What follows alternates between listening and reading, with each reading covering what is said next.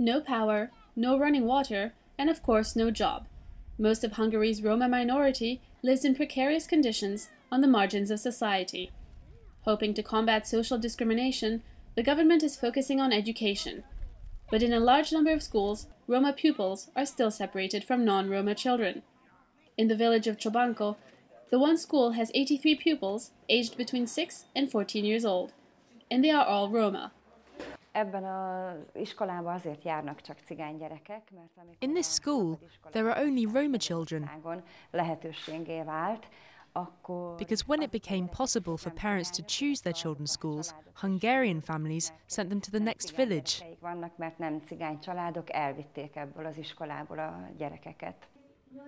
But in a way, segregation here hasn't been so bad, making room for programs that are better adapted to pupils' needs in a real attempt to pull them out of poverty. If several children have the same learning problems, it is much easier to educate them in a group with a school curriculum specially adapted to their needs, rather than putting them together in a class with several levels. The school in Csobanko enjoys generous resources. A staff of 18, including 2 psychologists, takes care of the children and caters to their special needs. If I teach a maths class, I need to illustrate the problem with money, for example, and then the children can solve it. We must always illustrate our classes with examples they can understand. But segregated schools have had their share of criticism, and many disagree whether this kind of teaching is effective. One foundation campaigning for the integration of Roma children in Hungarian schools is opposed to all segregation. Roma schools in Hungary, or about a third of all schools, are segregated to a certain extent.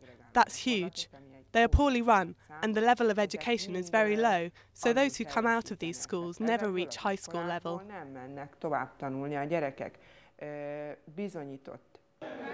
Roma integration in Hungarian society is a long-standing issue, and while segregation in schools is technically forbidden, the government is having trouble enforcing the law. Under Hungary's EU presidency, a new integration project is being planned, but it remains to be seen whether words will translate into action.